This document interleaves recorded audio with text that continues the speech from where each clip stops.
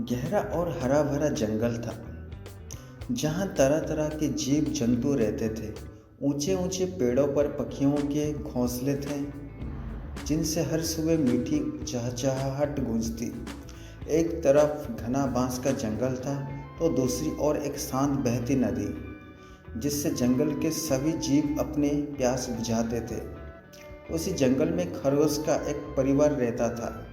उनका बिल एक बड़े पुराने पीपल के पेड़ों की जड़ों के नीचे था। इस परिवार में सबसे छोटा खरगोश था चुनू। वो बहुत ही नटखट लेकिन सबसे तेज और चतुर था। जहाँ बाकी खरगोश हर वक्त खाने और खेलने में लगे रहते, वहीं चुनू हमेशा नए चीज़ों सीखने और खोजने में दिलचस्पी रखता था। उसकी यह आदत ही एक दिन पूरी जंगल के लिए वरदान साबित हुई।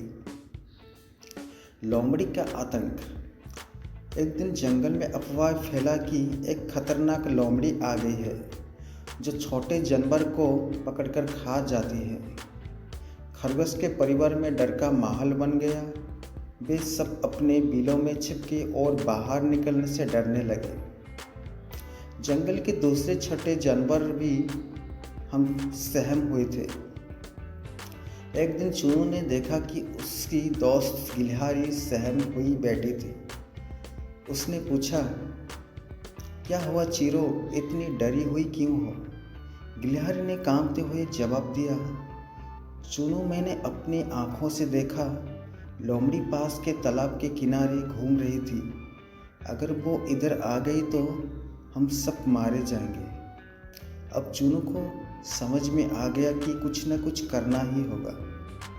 वो जानता था कि लोमड़ी बहुत तेज और चालाकी होती है, लेकिन अगर सभी जानवर मिलकर कोई योजना बनाएं तो वे उसे हरा सकते हैं।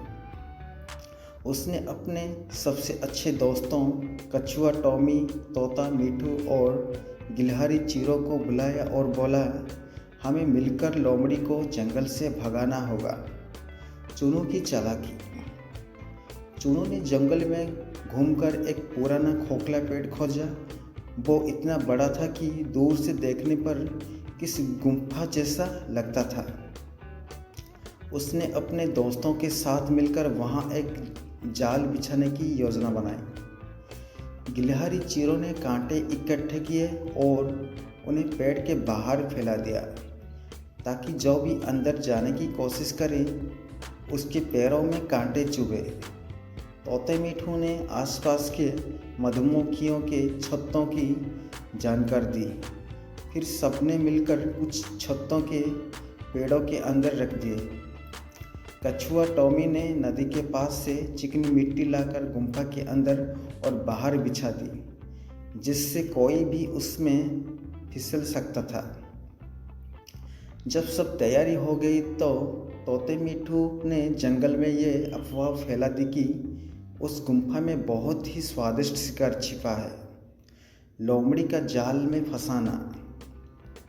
लोमड़ी ने जब ये सुना तो उसकी आंखें चमक उठी। उसने सोचा, अगर यहाँ मुझे आसानी से खाना मिल सकता है तो क्यों ना उसे पकड़ लिया जाए।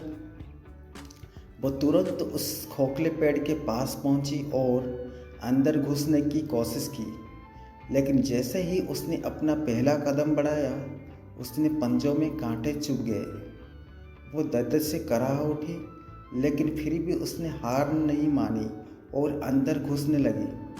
अचानक वो चिकनी मिट्टी पर फिसल गई और सीधा मधुमक्खी की छत्ते से जा टकराई। गुस्साई मधुमक्खियों ने उसे चारों ओर से घेर लिया और डंक मारने लगी।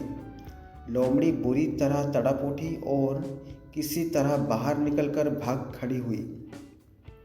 पूरी जंगल ने देखा कि लोमड़ी कैसे चिल्लाते हुए जंगल छोड़कर भाग रही थी। चूनू और उसके दोस्तों की चालाकी ने पूरे जंगल को उस खतरे से बचा लिया था। चूनू बना जंगल का हीरो। अगले दिन जंगल के सभी जानवर चूनू की तारीफ कर रहे थे। हाथी राजा ने सभी जानवर को इकट्ठा किया और कहा, चूनू और उसकी दोस्त ने जो साहसी और समझदारी दिखाई है वो काबिल तारीफ है। हम सबको इनसे सीख लेनी चाहिए कि मिलकर किसी भी खतरे का सामना किया जा सकता है। चुनू गर्व से मुस्कुराया, लेकिन उसने कहा, ये सिर्फ मेरा नहीं बल्कि मेरे दोस्तों का भी काम था। अगर हम सब मिलकर किसी भी समस्या को हल करने की कोशिश करें तो कोई भी हम पर हमला नहीं कर सकता। उस दिन से जंगल के सारे जानवर चुनू को हीरो मानने लगे। अब वो सिर्फ खरगोश के परिवार का नहीं बल्कि पूरे जंगल का नन्हा हीरो बन चुका था।